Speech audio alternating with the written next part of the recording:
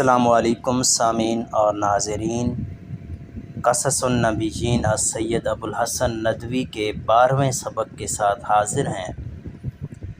سبق کا عنوان ہے تأویل الرؤیا، خواب کی تعبیر۔ اس میں سید ابوالحسن ندوی رحمہ اللہ لکھتے ہیں: وَلَمَّا فَرَغَ يُوسُفُ مِن مَوْعِظَتِهِ اخبرهما بتأویل الرؤیا۔ ولما اور جب فارغ ہوئے یوسف سیدنا یوسف علیہ السلام من منا سے موعظته اپنی نصیحت سے، اخبرهما تو انہیں خبر دی، بتأویل الرؤیا خواب کی تعبیر کی۔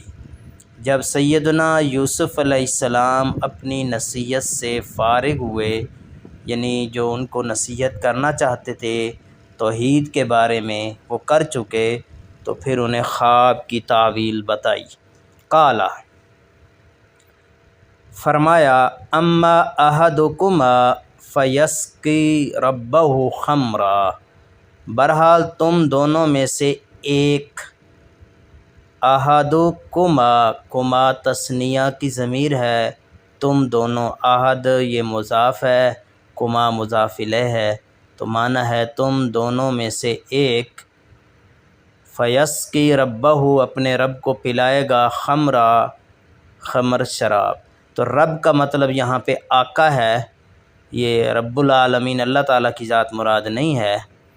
بہرحال تم دونوں میں سے ایک اپنے آقا کو شراب پلائے گا۔ وَأَمَّا الْآخَرُ بہرحال دوسرا، فَيُسْلَبُ پس وہ سولی چڑھایا جائے گا۔ فَتَأْكُلُ الطَّيْرُ مِن رَأْسِهِ پرندے اس کے سر سے کھائیں گے، یعنی پرندے اس کے سر کو نوچ نوچ کر کھائیں گے۔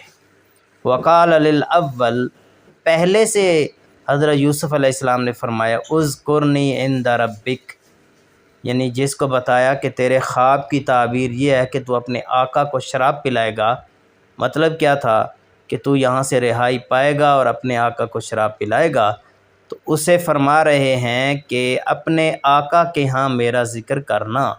وَخَرَجَ الرَّجُلَانِ وہ دونوں آدمی نکل گئے۔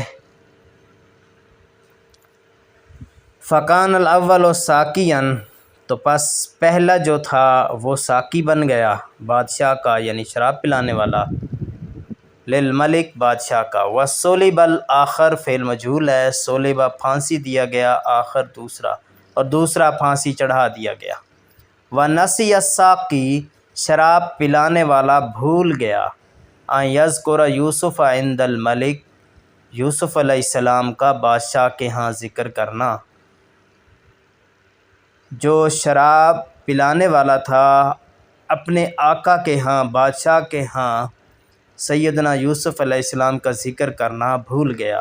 وَأَقَامَ يُوسُفُ فِي السِّجْنِ سِنِينَ اور یوسف علیہ السلام پھر کئی سال جیل میں رہے، چونکہ وہ بھول گیا، اس نے بات ہی نہیں کی، تو سیدنا یوسف علیہ السلام کئی سال جیل میں ہی رہے۔